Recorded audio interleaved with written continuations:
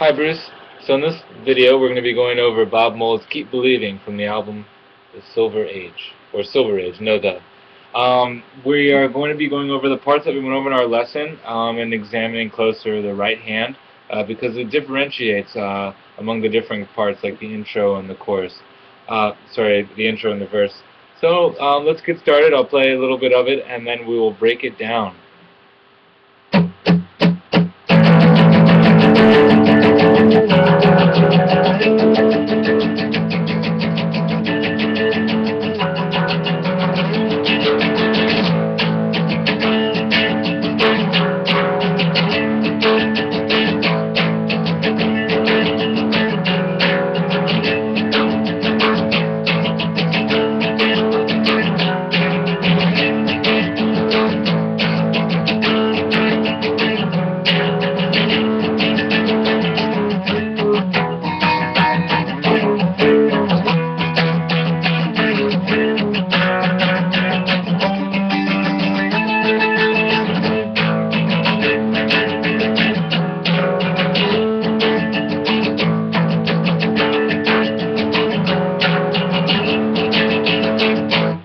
Cool. So there are really only two real progressions we have that differentiate from each other, and that is the intro and the verse and the interlude. So far, that's what we've gone over. So we'll keep it there for now.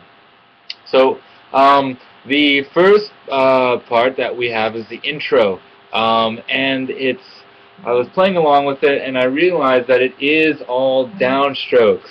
So this is going to be a little this will be a TV exercise for us where we practice and really getting those 16th notes down so we can go.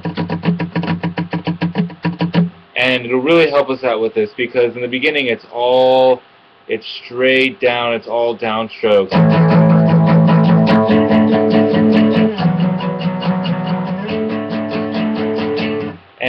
And the chords that we're playing for both the intro and the verse are going to be an A power chord, and then we have a D power chord with the fifth and the bass.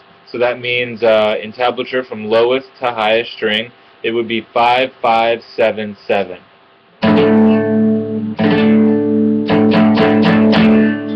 And then we have a E sus9, which is 0, 2, 4. 0, 2, 4. And then back to D power chord with the fifth and the bass. So those are our three chords that we were working with, and it goes from A, D to E to D to A. So really simple. But his picking patterns are what differentiate the intro from the verse. So the whole intro is it's almost robotic. It's 16th notes for a measure for a chord apiece. 1, 2, 3, 4, 1, 2, 3, 4, 1 E and a 2 E and a 3 and a 4 E and a 1 E and a 2 E and a 3. Yeah, so that's basically what it is. Or if it's 16th notes, it can be looked at as 2 chords per measure. So let's look at it as 8th notes. That way we have one full measure for all of them. 2, 3, 4, 4, 1, 2, 3, 4, 1, 2, 3, 4. Okay, so that goes about 4 times. And then he ramps it up, and we get to loosen up as well. So on that last intro, it sounds something like.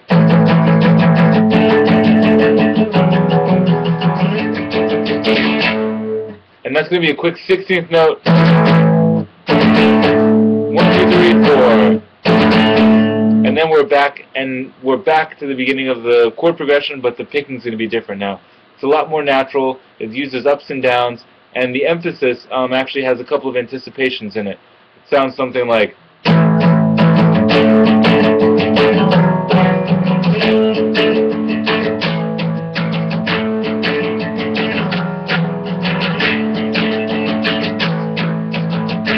So what's going on is he's anticipating both the D with the fifth and the bass and the E sus9 back to the D and the fifth and the bass. he lands right on the 1 for the A. 1, 2, 3, 4, and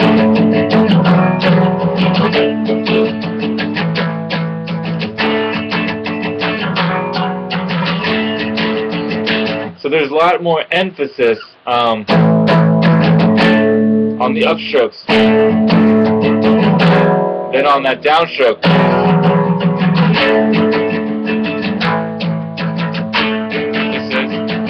Emphasis. And that's the verse.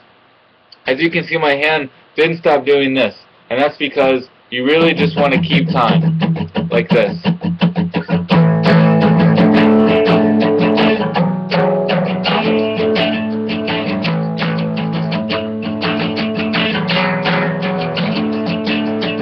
Once you keep time with your right hand, the rest will fall into place. And it's kind of counterintuitive to what we've been doing, where we study and we take a closer look at what's really going on. But with this, it really is that simple, because Bob Mould's singing while he's doing this, and so he doesn't want to think about this. He wants to think about his words and what he's saying and keeping the pitch. So he wants, though it sounds a little more complicated, it's actually not. And all we need to remember is to keep time with our right hand, and the rest will fall into place. For all the chords, I use my pinky, just because it's a little easier to keep your index finger down for all those rather than barring.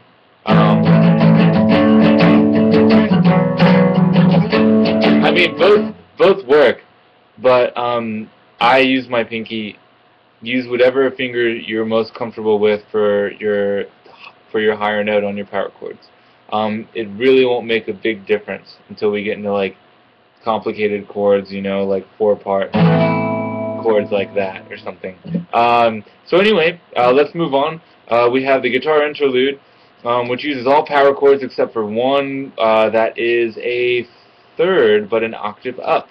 So it's actually a 10th. And the reason we say 10th is because it's the octave plus the third. So we would have 8, 9, 10. So that's the third. 8, 9, 10. Because we have 7 notes in the scale.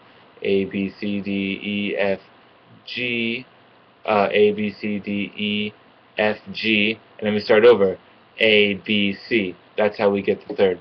But we're not in the key of A. Actually, we are. But so the power chords we're going to be playing are just a regular D power chord, 2 notes, 1 and 5. I use my pinky, so don't get confused. It's just 5 and 7, and then we slide that down from 5, 7, 4, 6 to 4. And the picking pattern with this is down, up, down, up, down, up.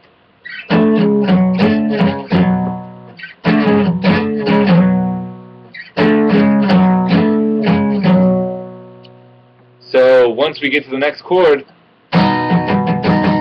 we can use our down, our 8th note and 16th note downstrokes, not alternating, but all down.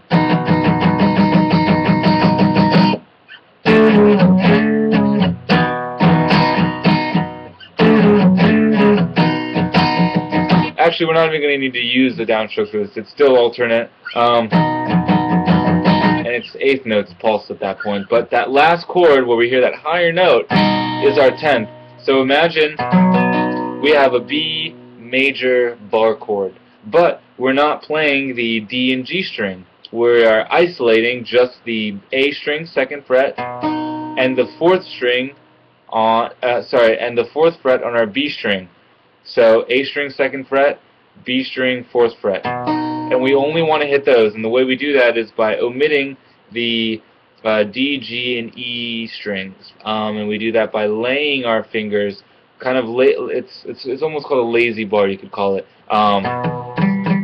across these two, the 2 middle ones. So it looks like a bar, but you're not barring.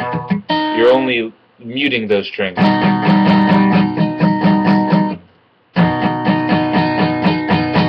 And that's how we get that.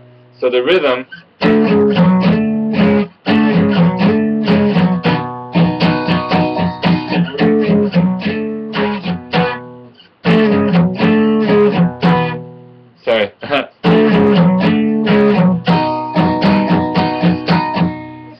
come down on that, we want to be on the downstroke, which is why we go down, up, down, up, down, up.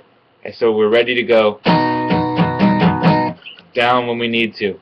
The next one is you repeat that same down, up, pattern, but the chord that we ride on is going to be our E power chord. So far we have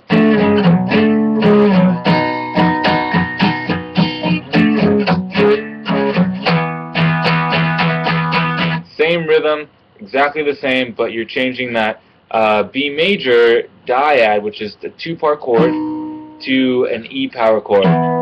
Same thing. The third time, we go to just a regular B power chord. So we don't have to move our pinky to our B string.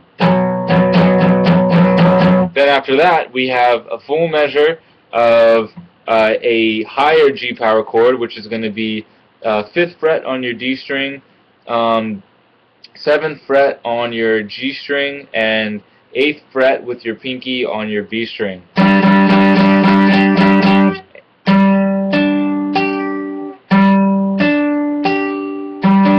And you move that 2 frets up. So altogether slow for that part, we have 1, 2, 3, 4. Sorry, 1, 2, 3, 4.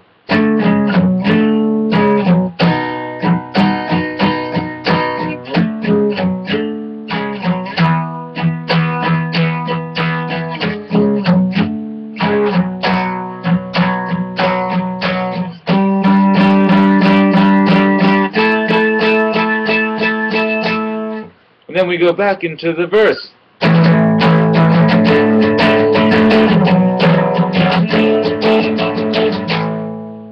And that is what we have so far for Bob Mould's The Descent. I hope this has helped. And for anyone else who's watching this video, I hope this has helped you as well, because this is YouTube. Bruce, have a great day, and for anyone else watching, have a great day as well. I will see you for our next lesson. Have a great day. Bye-bye.